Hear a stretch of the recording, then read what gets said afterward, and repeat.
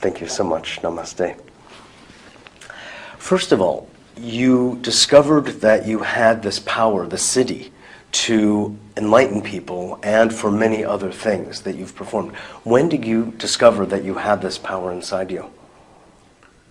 Well, it was about 15 years ago that I discovered that I had the power to transform people. Earlier, there was the power to help people with their problems, but I could not really bring about transformation in the sense that we call enlightenment. I did bring about some transformation in people, but it wasn't enlightenment. It was about 15 years ago that I did discover that I could give Diksha and bring about enlightenment. Mm-hmm. And could you define Diksha for our audience? Yes, Diksha is a transfer of energy. So one gets into the state of enlightenment, and though one is enlightened, there's a thing called the enlightened state. There's a difference between the two. Mm-hmm. So you get into an enlightened state and then you transfer those energies. So what I do is I transfer it to my followers, who in turn transfer it to other people. And these energies are received by what we call the sensory cells, which in turn take it to different parts of the brain and to different parts of the body, where a biological transformation occurs, which results in enlightenment.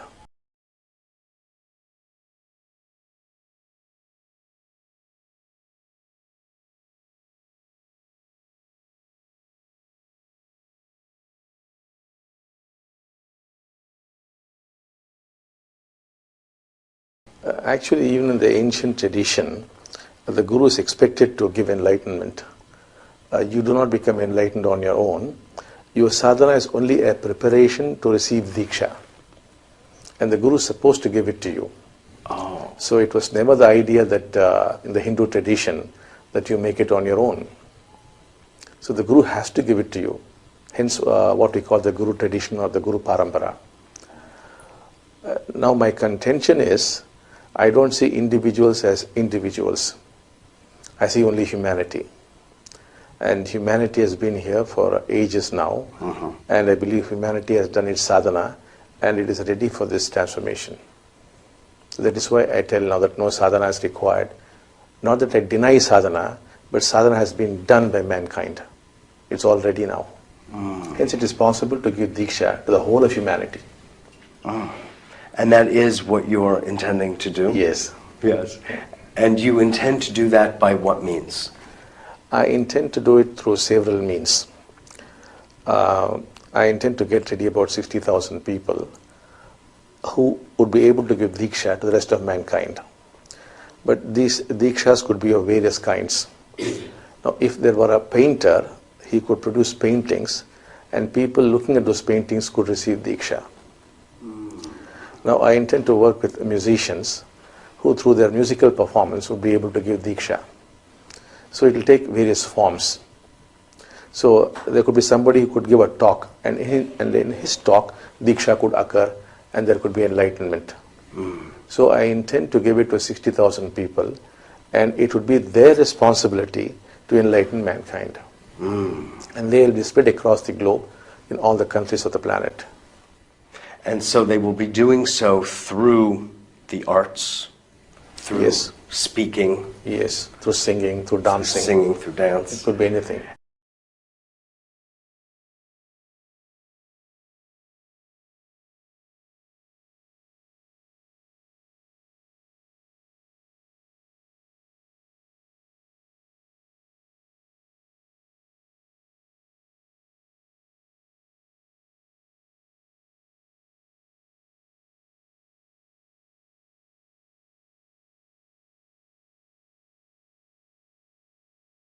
And will that happen because they are containing the reality of enlightenment, and in a sense there's almost an infectious quality to it?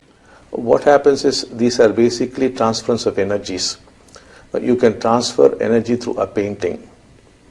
You can transfer energy through dance, through music, or even through a television program. Mm-hmm. If tomorrow, let us say, you are going to be enlightened in a big way, through your own television program, you could transfer the energies. People watching the program could receive the energies. So It could be done anyway, and the one must be ready to receive the energy. And if he is prepared to receive the energy, and I believe most of mankind is prepared, then he makes it. I see. I see. Some could make it through a television program, some through a music program, some through a dance program, some through an art program, or some through getting touched by those who are enlightened. So it has to be on a big scale, on a massive scale, and it must be a many splendid thing. Yes. It just cannot be only one way. Yes, yes, yes.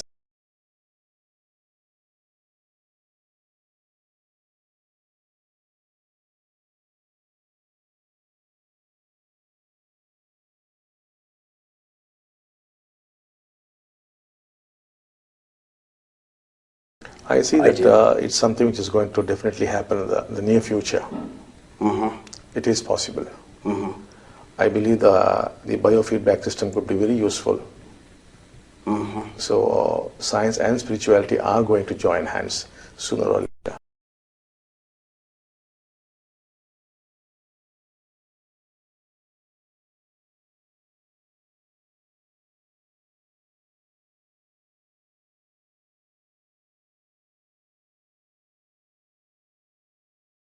Yes, but the results are physical. Yes. Although it is energetically done, ultimately it's like any other normal surgery. There's no difference at all. So surgery could be done either through physical intervention or intervening energetically. But the results are the same.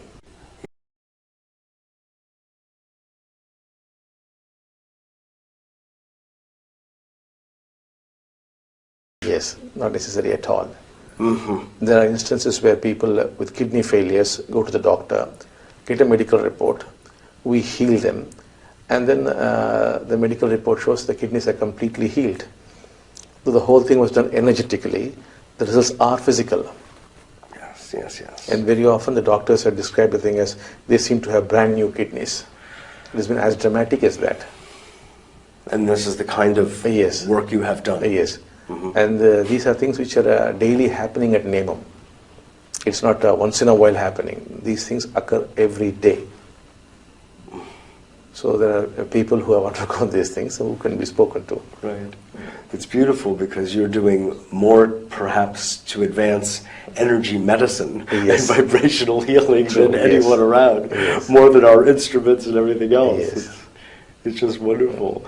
And so you also have the capacity, based on some of the writings about you, maybe Yes. you could comment on changing weather patterns as needed or Yes. things of this sort. I mean, Yes. truly miraculous. I Yes. mean, what we would consider miraculous events. Yes. There's a beautiful, touching story of Yes. a farmer not Yes. far from here who Yes. his field was blighted Yes. by insects, Yes. and he prayed to you. Yes. And you heard the call, or Yes. could you describe what happened and how that happens? Well, we have to understand what we call the lokas. So we believe that there are other worlds, and we can sometimes cross from one world to the other. So let us Would say you call those different dimensions, perhaps? you may call it different dimensions. Is that a fair- That's okay. probably a better word for the Western hemisphere. So we can sometimes bring these things from the other dimensions right onto the earth plane, have the work done, they can get back. Like when I produce honey in my Srimurti, it's from the other dimension. You cannot get that quality honey on any part of this world. I see. So you have the ability to Yes. transport in some level. Yes. Bring But what what is you need. important is that it's not that I alone am doing it. A lot of my followers can do that. I'm trying to make this thing a very common thing. So there are many of my followers who can do this. For example, in this village there is a lady, if you can go and ask her to pray, she will pray and she'll get the honey out of her hands. It's not that I must do it from my Srimurti. So mine is some kind of a program where everybody can do these miracles. I see. Through prayer or through meditation or whatever form, they can do it themselves. So affecting the weather, my followers have done that. Some of my followers have brought the dead back to life. So it's not that I must be there to do it or I should do it. Yes. So you can say I'm producing miracle men and miracle women. Yes. Right.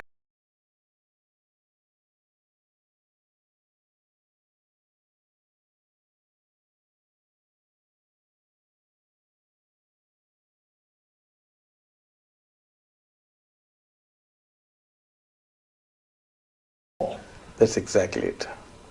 This is what I'm trying to do. Produce a lot of spiritual teachers, spiritual gurus. So trying to empower the ordinary person. Yes. That he becomes a leader and helps mankind. Right. So you could say that all of my followers are leaders themselves. Yes. You know that this is very unusual from a traditional point of view. Quite unusual. Right. Okay. Good. Well, I believe because man is ripe for that. I think humanity is ripe for this major transition.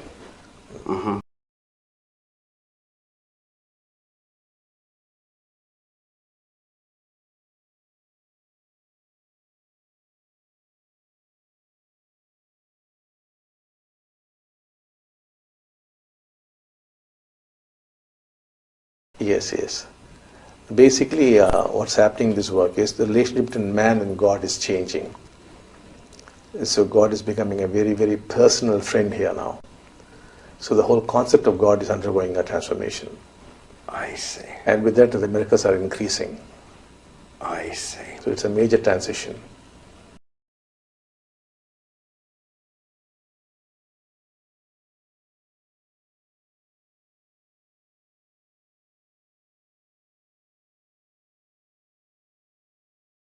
I think all teachers and all faiths, they are helping man up to a point. And of course, they're also creating division between man and man. There's both the positive and the negative sides to religion. But it's my feeling that in the next few years, as humanity becomes enlightened, I see that these religions will undergo a radical transformation. I see some kind of a universal spirituality emerging, minus all the decorative elements of religion. So I don't see any religion which could divide man and man in the future. And I think that each one is going to create his own personal religion. A common religion, I think, would be dead. Each one would be creating his own ethical code, his own moral code, his own teachings, his own faith. I think it's all going to be highly individualistic in that sense. In fact, when people come to me and ask me to give them a moral or ethical code, I refuse to give one. I tell them he has to define his own code, and if he cannot do it, he can take a request from any existing code. But I'm not here to give him some code. Okay. So it's up to him. It's very interesting. That's why I often tell him, design your enlightenment, design your God. You be the designer. So it's all individual specific.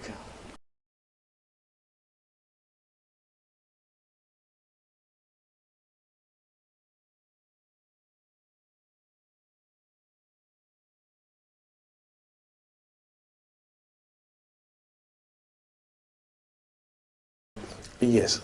See, basically my understanding is that all human problems and all worldly problems, they emerge from the fact that man functions from a narrow individualistic self.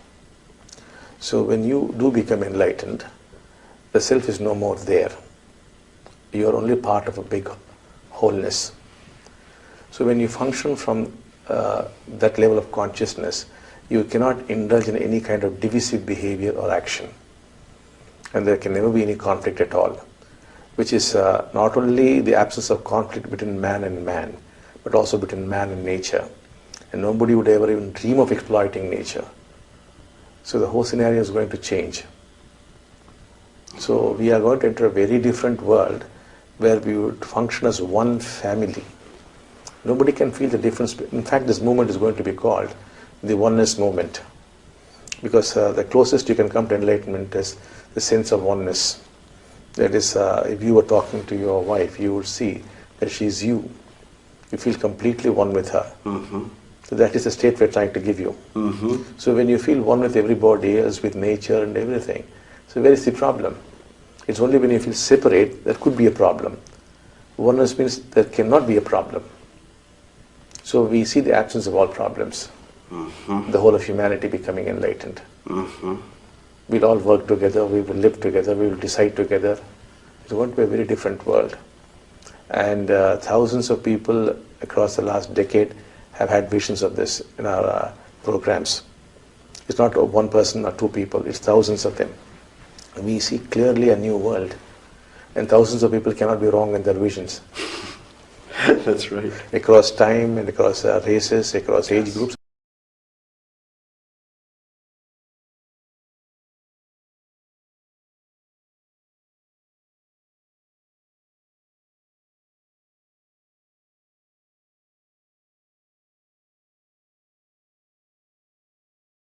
Yes, because there are a lot of predictions. Like, for example, they said that prophecies would pour forth from the mouths of children, that children would be enlightened. We have seen such phenomena. We have small children who are 6 and 7 years old who are enlightened and who function like prophets.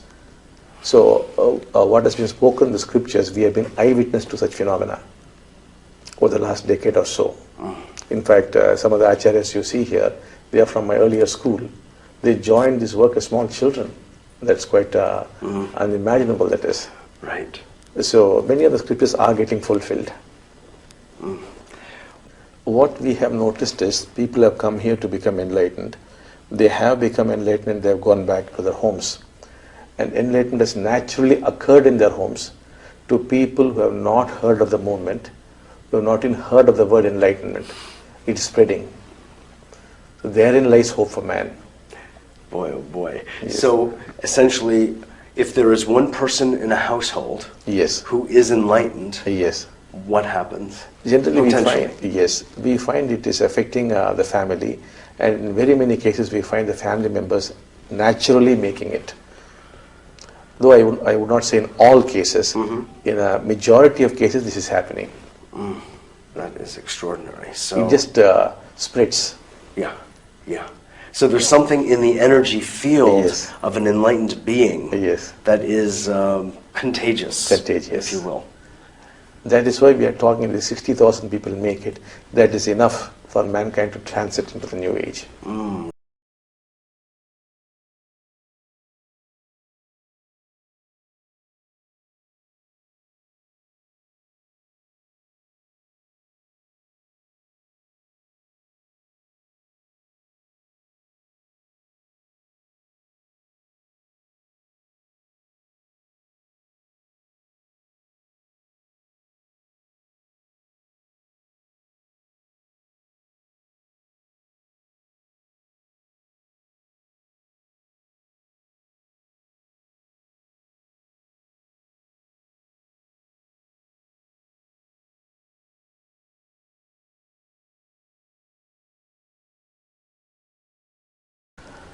Yes. See, this transformation is not going to bring down civilization and take us back to the Stone Age. Certainly we are going to have all the good things that man has created over the last several centuries. But then certain things could go out of business, like the defense industry, for example. But because enlightenment is going to spread across the globe, including those who own these businesses, I think they'll find better avenues to earn money and to spend the money more usefully. I think there's no danger from them because they would be enlightened themselves. If they were not enlightened, there's definitely a definitive danger is there. But since they too are going to be enlightened, whether they like it or not, so there's not going to be much trouble. Yes, very interesting. And so we will see, there will be a period, I assume, of some transition Yes. of moving from Yes. what they are currently making money at Yes. into something that would be of greater service Yes. to the larger humanity. Yes. They would be concerned only about humanity thereafter. The joy that you get by making money would now become the joy of helping humanity. Yes. Much more joy, in fact. Yes, So I indeed. don't see any great trouble because it's not going to take time. It's going to sweep across the world. If it's going to take a lot of time, there could be serious trouble. But since nobody will have the time to react, it's going to be very fast. I So see. there's great hope for man. You are truly the first that I know of who is saying, come, Yes. we will enlighten you, Yes. and we will be giving it to you. Yes. This is very powerful. Yes. You are changing historical precedent. Yes. I know you said that earlier in the Hindu tradition that Yes. this was typical, Yeah, typical, but that yeah. seems to have died down. Yes. And also they used to give probably during their lifetimes to 1 or 2 people, not to a large number of people. A guru was not given to 1, 2 or 3 people. Yes, yes, but yes, not yes. at this scale. Yes, exactly. This is almost on a massive scale. It's really remarkable. And actually, though we are not gone out very public, the more the numbers, the more easy it's going to be, and the faster. The faster. The lesser the numbers, it becomes difficult. The more the numbers, it's very, very fast.